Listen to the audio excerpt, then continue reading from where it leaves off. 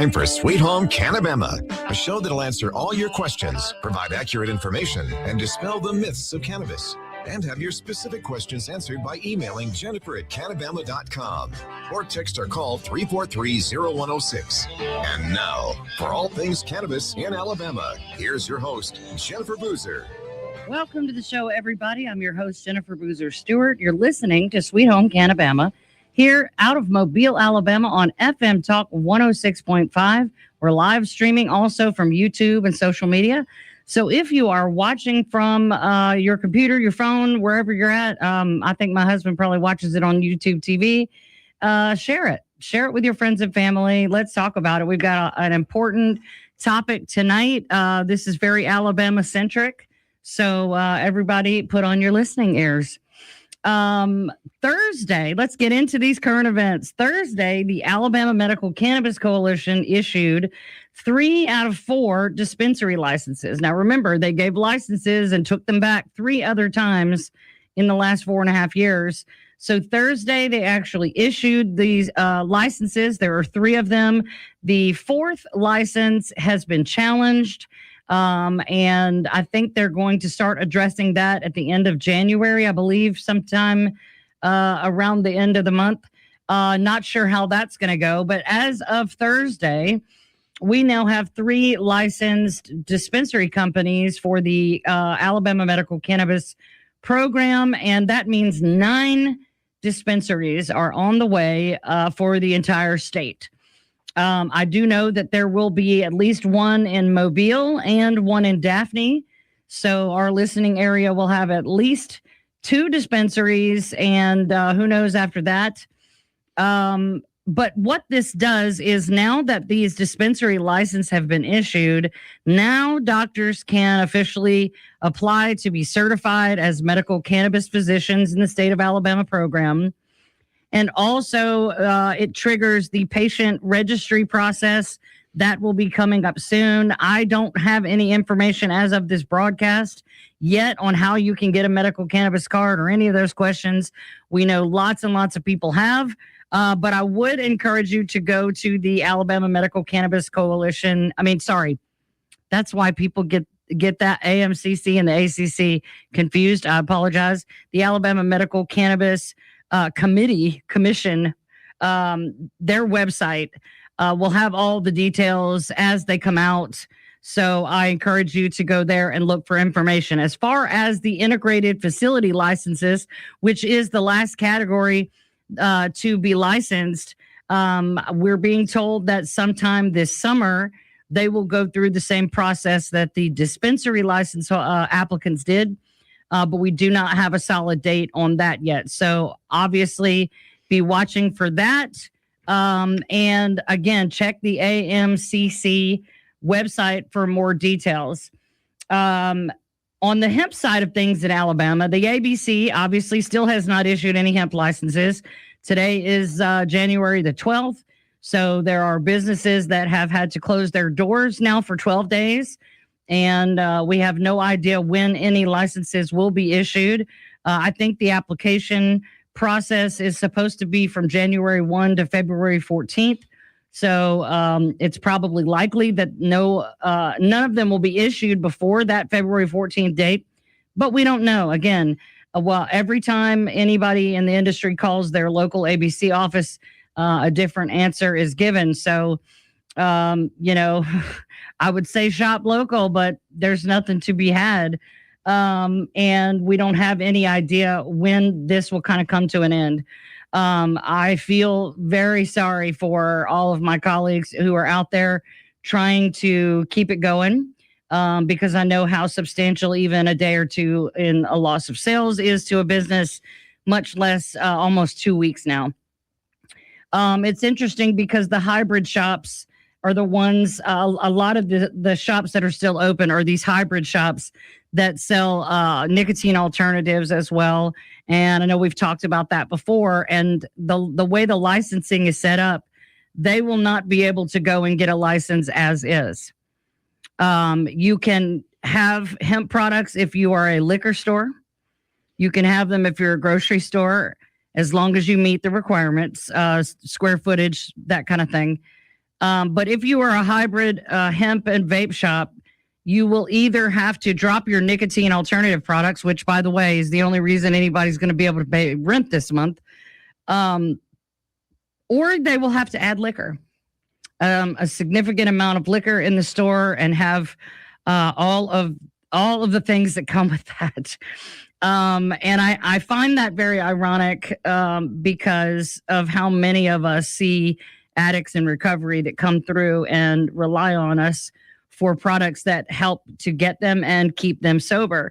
And I would like to point out, because of the significant amount of press that Representative Andy Witt, who sponsored HB 445, has been doing in the last 6 months. And he has said this in a couple different ways. But basically, Andy Witt has been quoted in the press as saying, if you have to reach over the beef jerky, it's not medicine. But unfortunately, the law that he passed now means that customers will have to reach over whiskey and vodka to get their medicine. So I would love it if anyone could help make that make sense.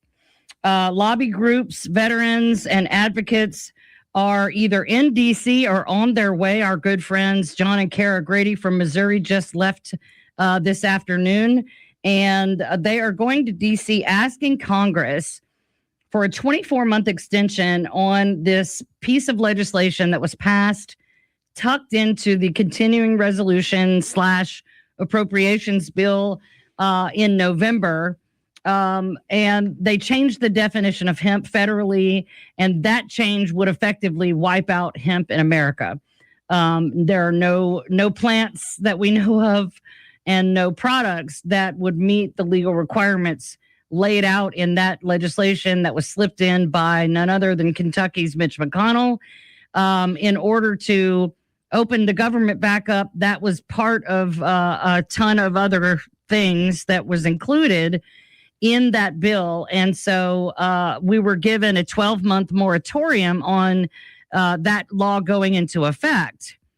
And so these advocates, these veterans, these industry giants, lobbyists are all heading to DC to basically ask for an extension by 24 months so that farmers that are currently planting can survive and decide whether or not to continue, and businesses can either exit gracefully or figure out a negotiation otherwise, and something better that would actually basically be protecting the consumer, providing rules for safety, quality, consistency, and save hemp farms around the country.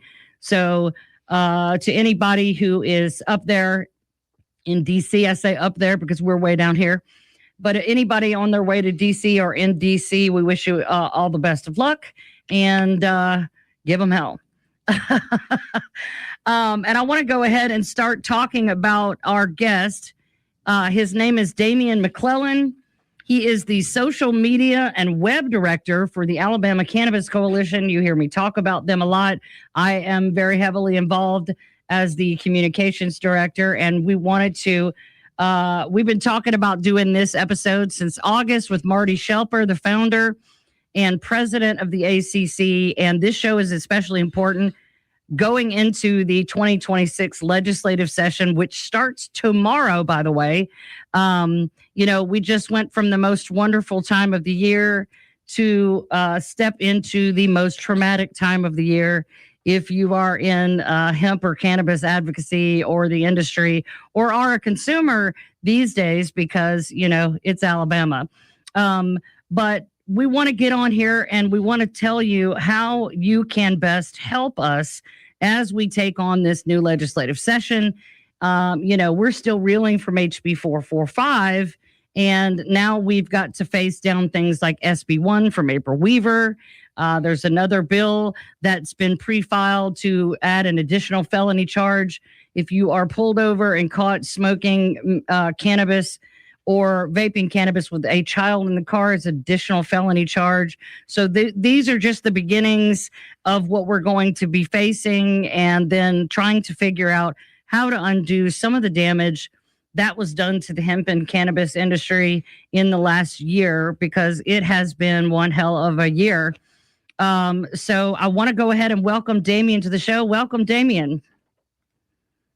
Hey. Hey, I hate to bring you on right before we have to go to commercial break, but I wanted to fit it in there so that when we do come back from the break, we can start to dive in. But I want to say thank you for being on the show tonight and for being willing to do this. Not everybody likes to be interviewed or get on camera and on the radio. So thank you for being with us tonight. When we come back from the break, we'll be with Damion McClellen from the Alabama Cannabis Coalition. Stay with us.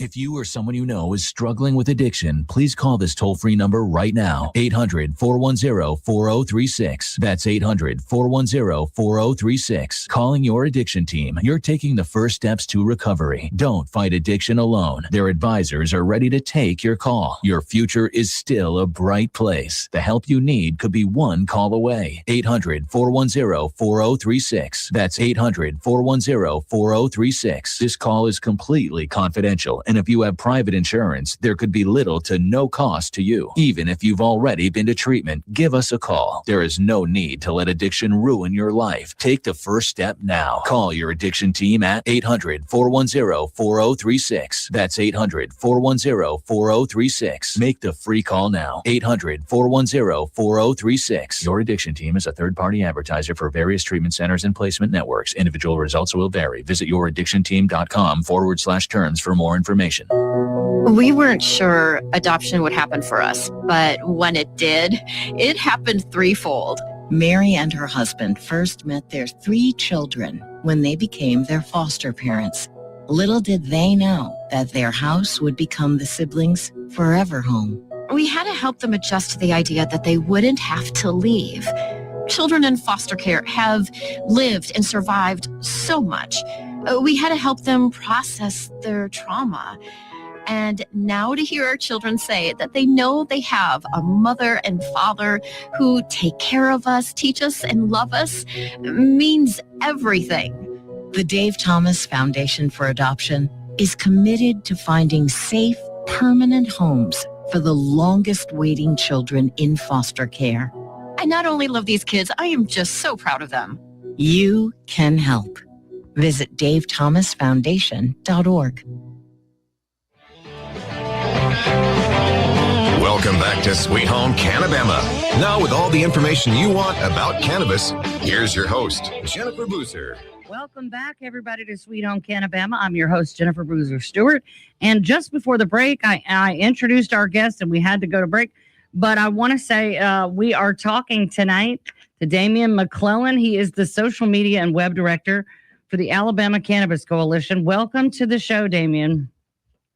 Thank you for having me on. I'm excited to be here to represent the ACC. Good. Me too. Tell us where you live in Alabama and how long have you lived there? So I've lived in Alabama my entire life. I grew up in like the St. Clair County area near Birmingham, but about 4 years ago, I moved up to the Albertville area, and I've been up here since. I'm born and raised. I plan to be in Alabama probably to the day I die.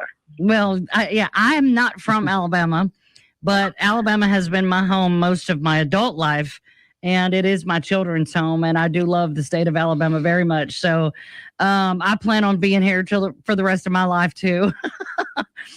Well, what made you decide to get into cannabis advocacy? Did you just wake up one day and go, I'd like to do something really hard that nobody will help us do against all odds in one of the most conservative states in the whole country?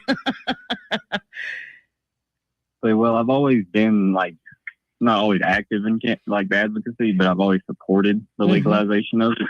But about 3 or 4 years ago, my grandmother got sick with leukemia, and I had to watch her on the different pain pills and morphine they were forcing her on. And it was like just seeing that. I don't want to see more people go through that kind of harm when there's natural options out here. Right. That was a big thing. We all have a why. No matter what our role is in this, we all have a why. And mine was my own personal health And then when I figured out just the beginning stages of finding out what it was going to do for me, I couldn't think of a person I knew that couldn't use it, and when you start to see it in that way, it's pretty crazy, isn't it? You see people everywhere you go, you need cannabis. Oh, absolutely. It's a miracle medicine, honestly. Right. Well, yes, we've seen enough to know that this is something that shouldn't be taboo. It shouldn't be scandalous.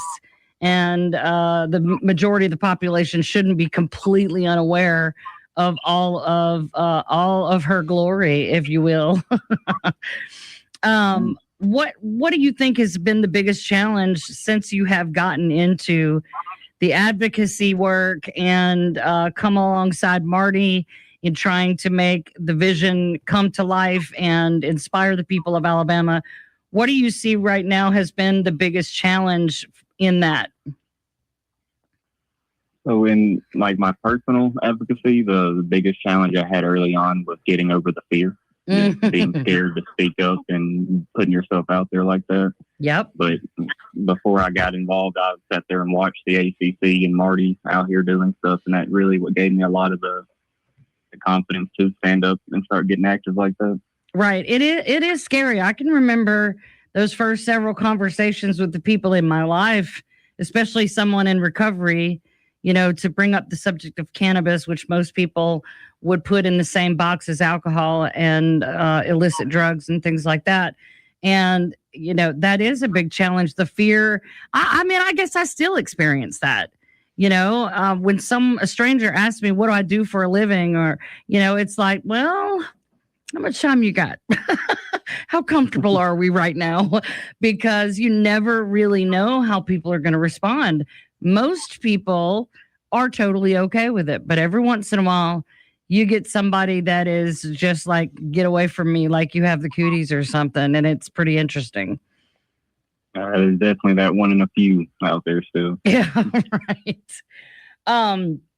Well, what do you see as the greatest need in cannabis advocacy in Alabama from where you sit now, having been on board with us and gotten into the nitty gritty? And I mean, you've written these eloquent posts to inspire people to get active and involved. And I appreciate your perspective so much.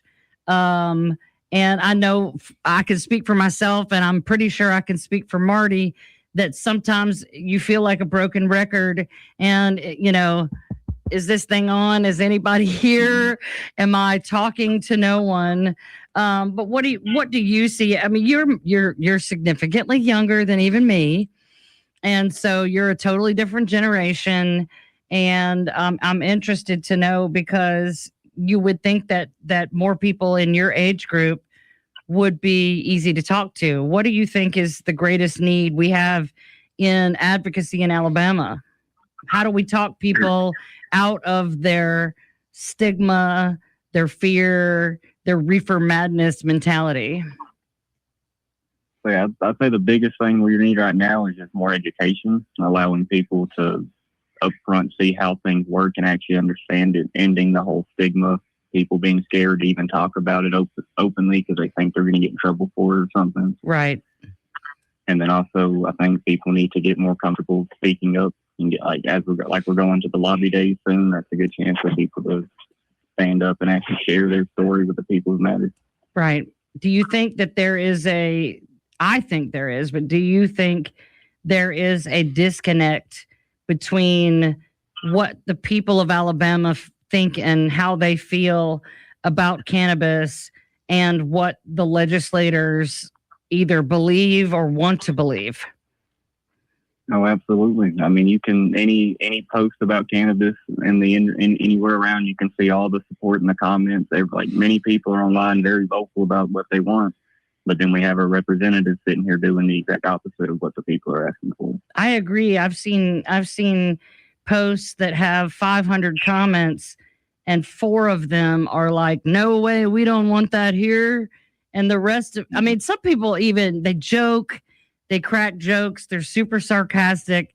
It's like, is there really that much fear? I don't think there is. The fact that organizations like the ACC existing for as long as it has and putting all this information out there relentlessly.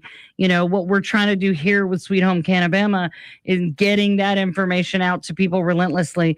I just don't think that they have any real understanding of what actually happens on the street, in the shops, in the churches, and the communities of this state. And so many people, I hear this a lot, are like, oh, it's the Bible beaters. It ain't the Bible beaters, honey. Right? Oh, yeah. I know quite a few the Bible lovers who are all about their cannabis for sure. Well, I mean, sir, surely they've read Genesis 1:29. I mean, come on.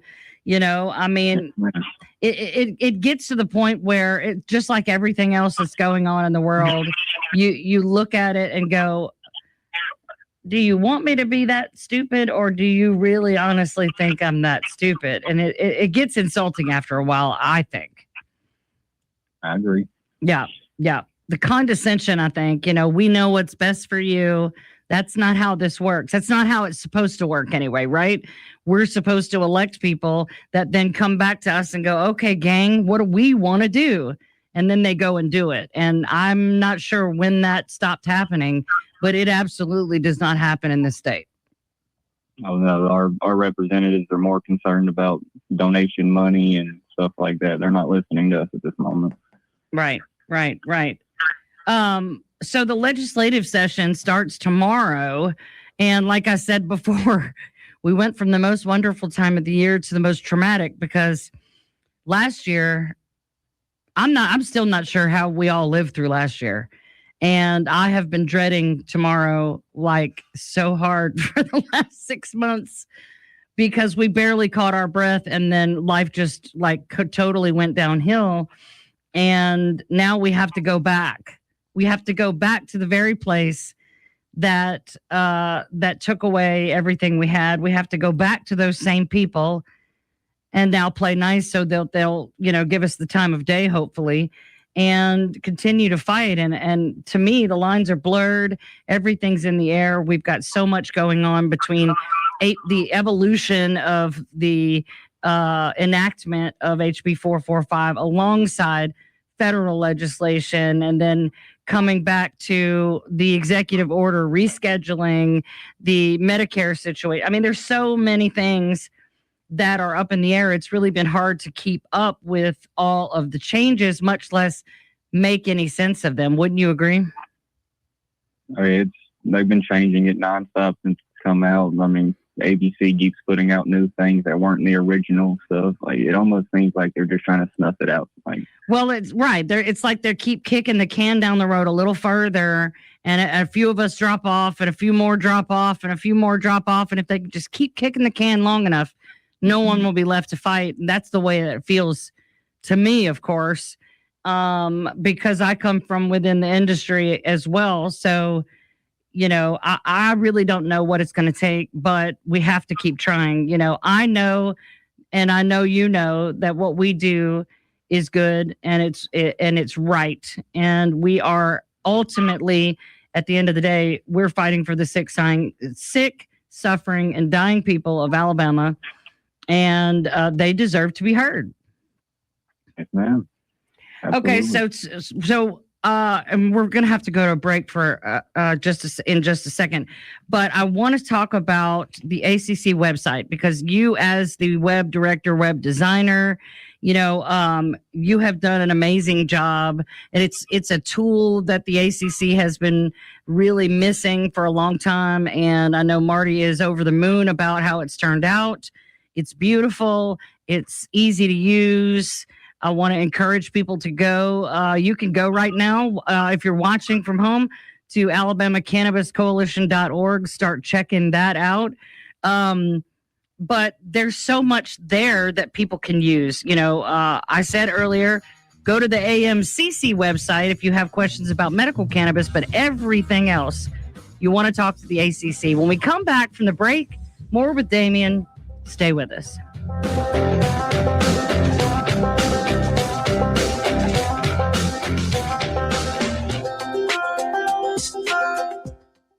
FM Talk 1065, the Gulf Coast Weather Authority, and Dr. Bill Williams. The Gulf Coast can expect mostly clear skies. Tonight will be cold with temperatures in the lower 30s at daybreak. For Tuesday, mostly sunny with highs around 60. And the outlook for Wednesday, a slight chance of a morning shower with high temperatures in the lower 60s. This is meteorologist Dr. Bill Williams for FM Talk 1065. FM Talk 1065, the Gulf Coast Weather Authority. I'm Roseanne Haven from WKRG News 5. A barge carrying crushed cars has been burning all day in the middle of Mobile River. Black smoke could be seen for miles north of the Africatown Bridge. Mobile firefighters say it could take days for the fire to burn out. The smell of burnt rubber has been overbearing for folks downtown. Big changes on the way to a busy road in Mobile. City leaders say crews will start working to improve Dolphin Street from the Spring Hill Golf Course entrance to Sage Avenue. You can expect new coordinated traffic signals, changes to the medians, new curbs, and resurfacing. Officials say this will help reduce congestion and make it easier to get to Spring Hill Medical Center. We understand the road will not be closed during the project. I'm Roseanne Haven from WKRG News 5. Local coverage you can count on. A dog? I'm not. I was born for a purpose, to bring you hope, to guide you out of darkness, to stand by you as you rediscover life. When past battles cloud your mind, I push them away. You tell me I'm your hero, just as you are mine. You hold me when you're afraid, whisper that I saved you. With me by your side, no challenge is too great, no night too dark. I'm your guide, your companion, your friend, your light. A dog? I'm not. With me, you see the world again. Discover hope at Dogs Inc. Visit us at dogsinc.org to learn more. Welcome back to Sweet Home Cannabama. Now with all the information you want about cannabis, here's your host, Jennifer Boozer. Welcome back to Sweet Home Cannabama, everybody. I'm your host, Jennifer Boozer Stewart, and we are live right now. We are live streaming. We are live on the radio, and we are talking with Damion McClellen of the Alabama Cannabis Coalition. Damion, let's get into this website. Now, say I am a citizen, and I want to know how to contact my representative. Maybe I don't even know who my elected officials are. What can we find on the ACC website to help with that? So the biggest and most important tab with that would be our, we have a voter resources section directly on our menu on the website, which has things like our legislation watch where we're keeping track of things like SB1 and these other bills around hemp and cannabis. We have all of our endorsements down there. We have links to jump you to the House and state members with all their contacts. We also have the Legiscan on there where you can actually directly track the things more in detail. And make public comment if you have the Legiscan. That is the actual language of the bill, and on the state website. And there's usually a place for public comment. Correct? Yes, ma'am. And so if I don't know who my elected officials are, can I look those up by my district or by my town? Is there a way for me to figure out who my elected officials are? We have a couple things that can help with that, like our we have a voter's guide, which will tell you everyone who's in office, plus what areas they represent. It'll also tell you how to contact them, and then it also gives them like graded letters on how anti-prohibition or prohibition they are.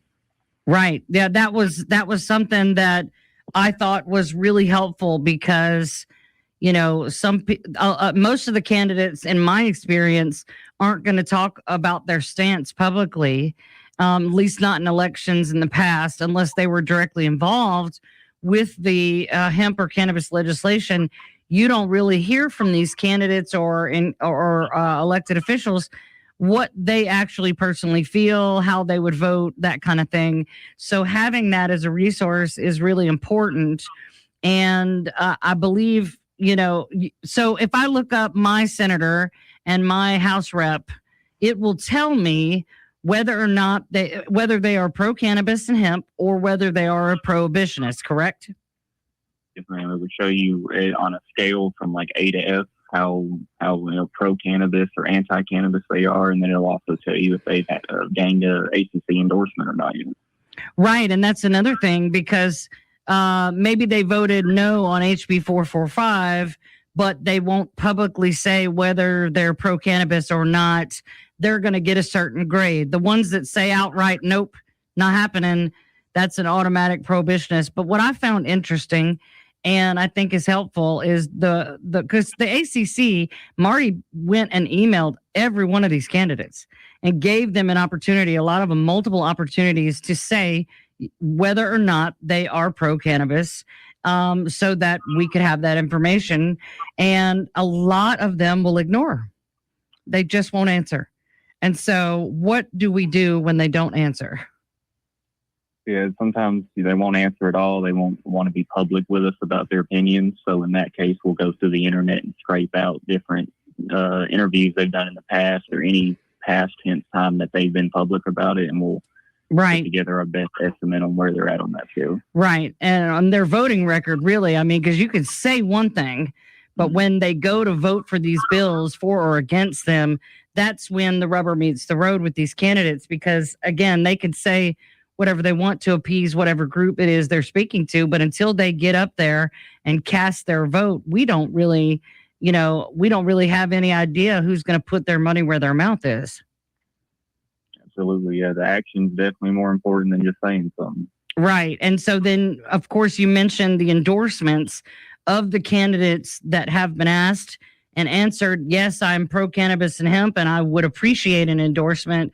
The Alabama Cannabis Coalition has published those as well on the website. We've interviewed many of them on the show all throughout the summer.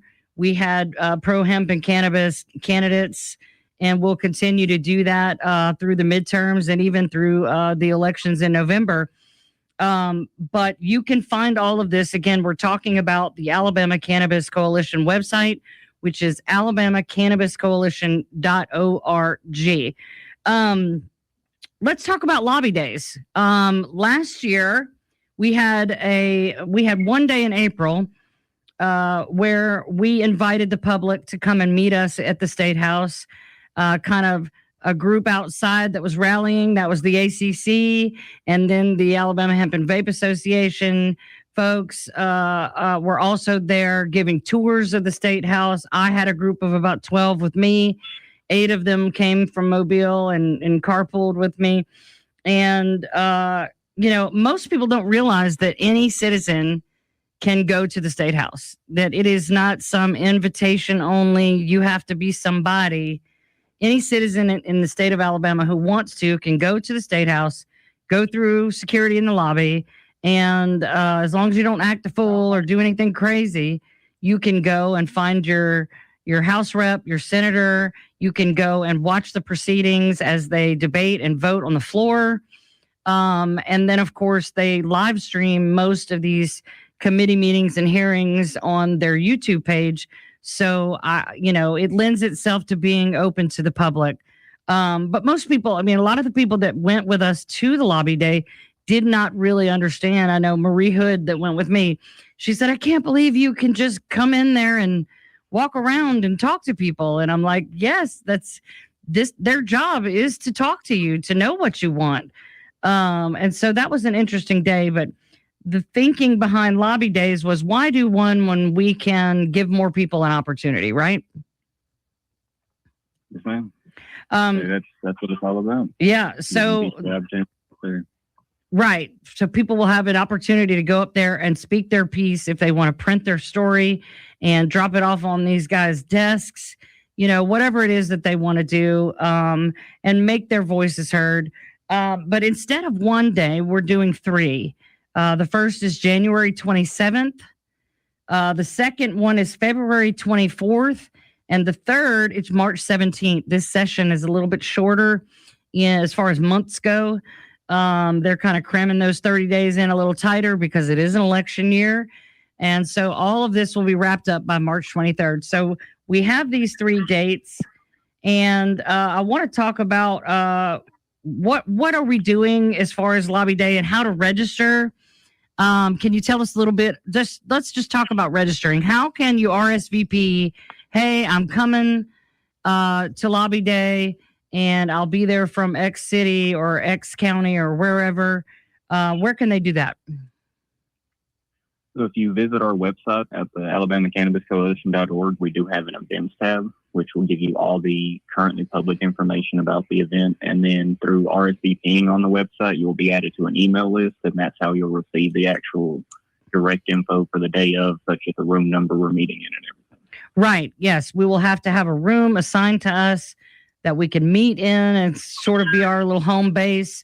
Hopefully we'll have some legislators that will actually stop by and talk to us all collectively.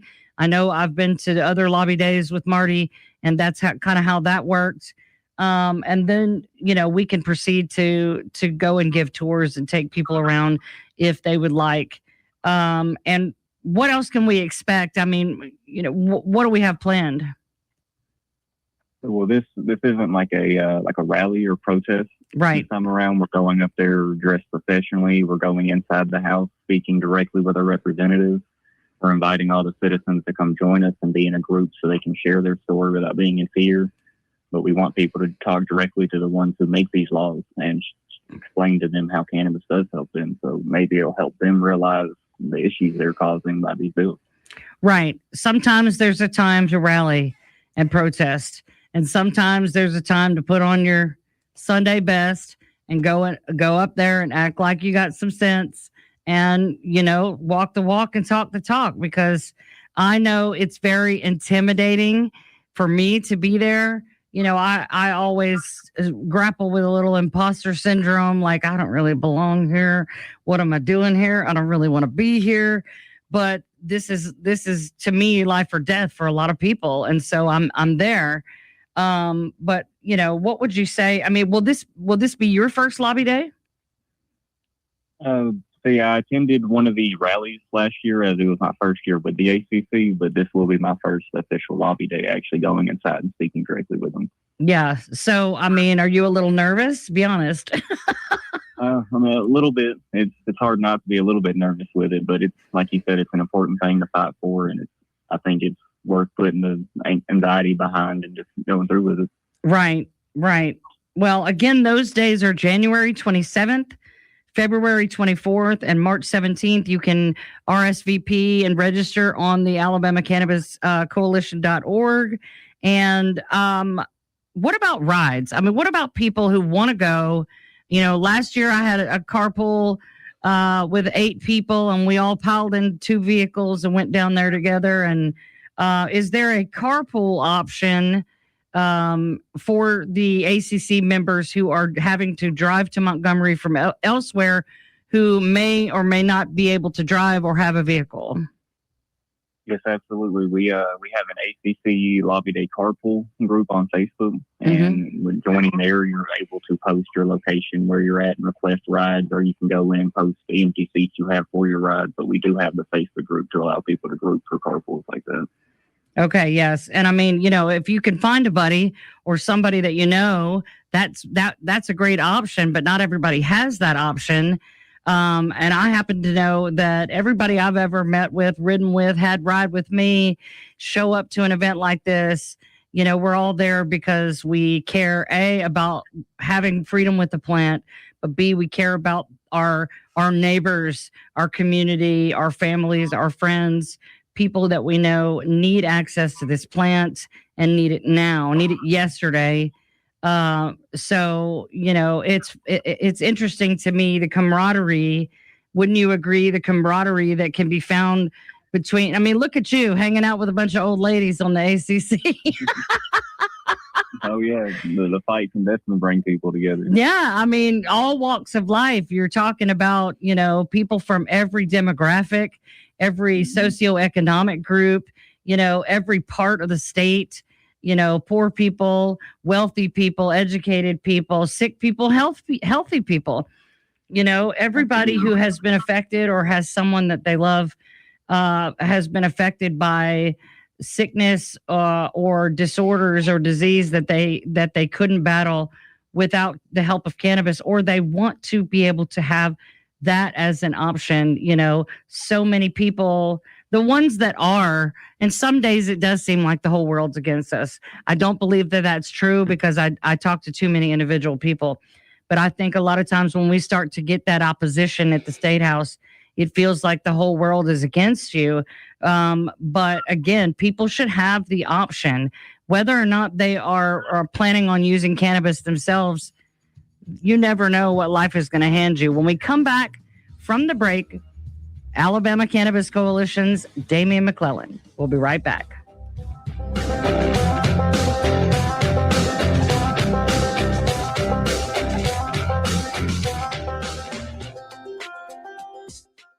Chances are you or someone you know is struggling with an addiction.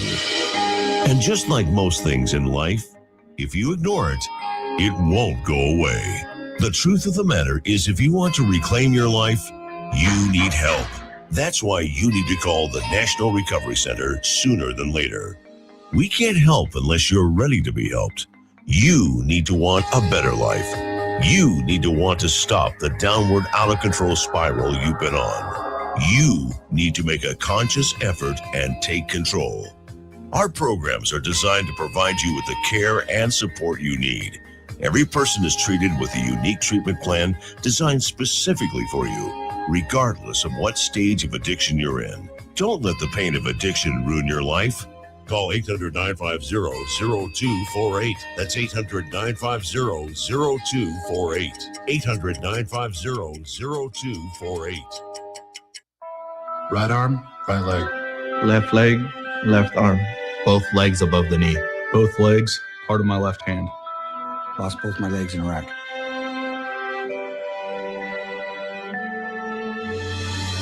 These 9/11 veterans are just a few of the heroes we serve at Homes for Our Troops. For nearly 2,000 severely injured veterans, everyday life has become filled with barriers. So we build specially adapted homes with features like wheelchair access, roll-in showers, and pull-down cabinets that allow them to function independently and focus on their recovery and family. This life-changing gift of freedom is provided mortgage-free to these veterans, thanks to our donors and supporters. But we need you to join us too in completing this important mission. Please visit hfotusa.org and help build homes and rebuild lives. Welcome back to Sweet Home Cannabama.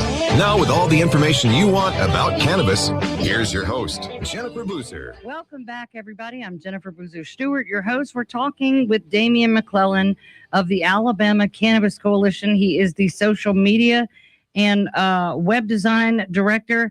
Damion, let's talk a little bit more about the session coming up. We've got two bills that we know of that are pre-filed that are relevant to the ACC. One of them is SB 1, sponsored by Senator April Weaver. She is a Republican. And this is the exact same bill that she filed last session when we were being carpet bombed. And it basically says that it bans any form of consumable THC from hemp and puts CBD and CBG into pharmacies only. So that would be CBD isolate, I assume, maybe broad spectrum, but no trace of THC whatsoever. So no full spectrum products at all. And again, only to be sold in pharmacies. That bill did not even go to committee last year. What are your thoughts? I mean, given that we are in the deep middle of trying to comply with HB 445 and trying to apply for licenses, do you think that SB 1 will get any real traction after all that?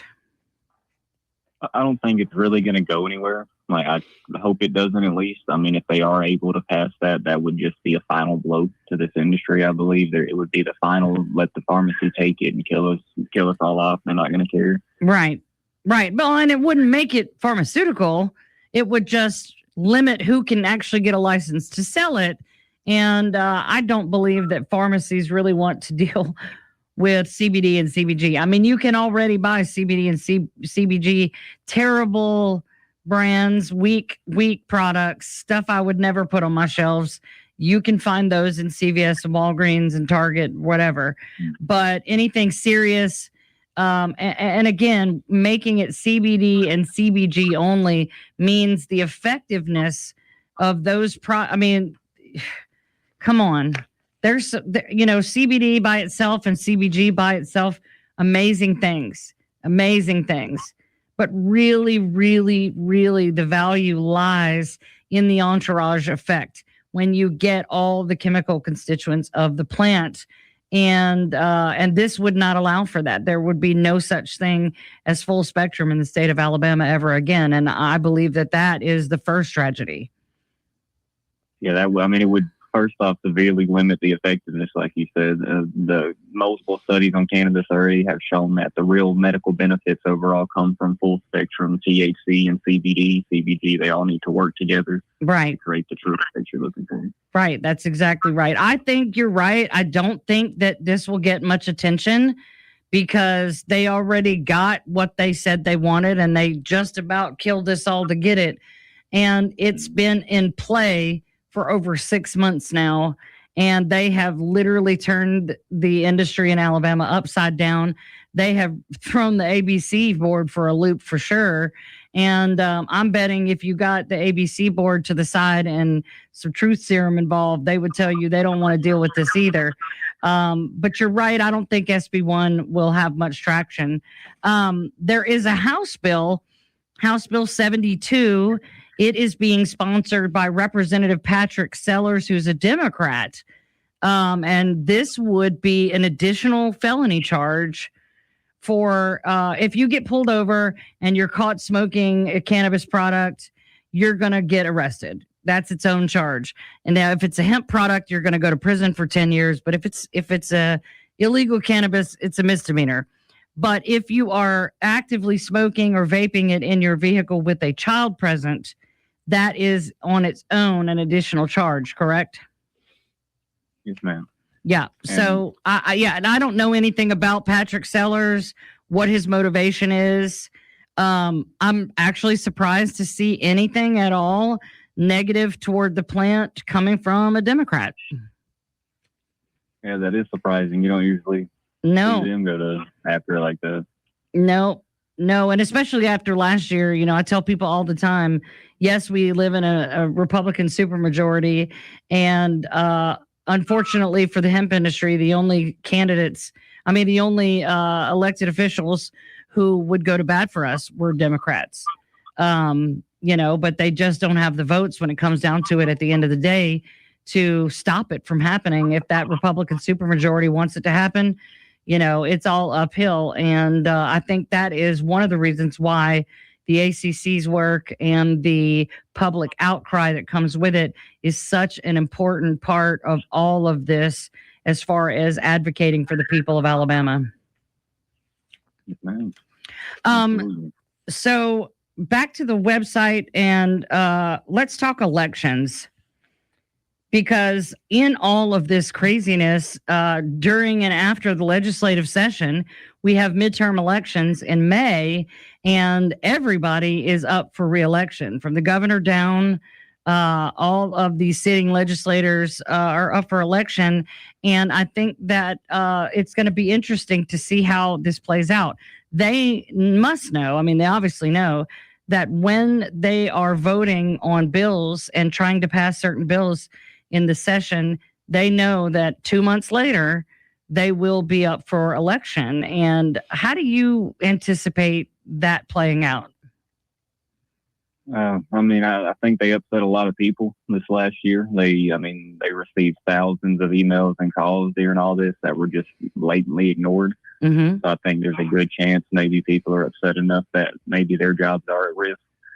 Right. Like on the HCC website, at the bottom of that voter guide, we do have a pretty long list of people who are running against the ones currently in office who are all endorsed and are pretty cannabis friendly.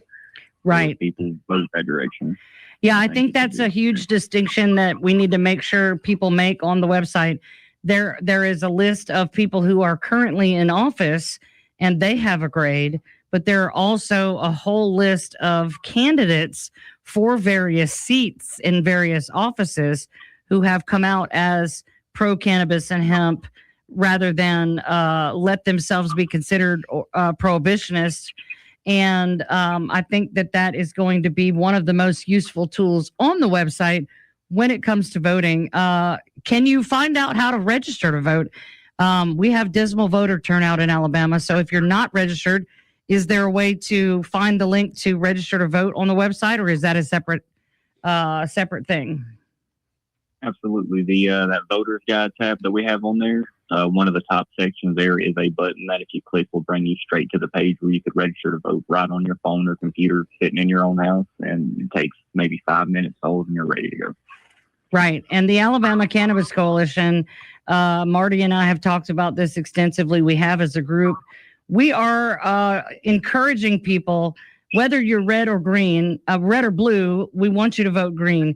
If cannabis is a life-altering issue for you, especially, or someone that you know, we're encouraging people to be single-issue voters this year. Absolutely. That's what's going to take to make things change. People got to stop focusing on parties and colors and focus on what matters and get the reform that we need. Right. Yes. Let's stop doing this straight party blind loyalty, because when you really look at both sides with both eyes, it's all the same on one side or the other. And we've got to start honing in on the people who might actually have the best interest of the people of Alabama. What is the ultimate goal of the ACC for this session and this election? For this session directly, our biggest focus is working towards repealing HB 445 and returning access back to Alabama that we previously had. We're also continuing our broader fight of decriminalization in Alabama. And as always, continuing for the home grow rights. Those are our big three things we want to focus on moving forward. Right, because legalization, as we just witnessed this year with HB 445, when something is made legal, it can be made illegal just as quickly and without a care for who it affects. So, a lot of people think legalization is the answer. We do not ascribe to that. Decriminalization would take it off of, descheduling it from the Controlled Substances Act is a version of that to remove it from felonious activities and give it back to the people. So follow the Alabama Cannabis Coalition.org. Damion, thank you so much for being with us tonight, sir. Yes, ma'am. Thank you for having me. All right, guys, join us next week for another Sweet Home Cannabama. God bless you, and God bless Alabama Hemp.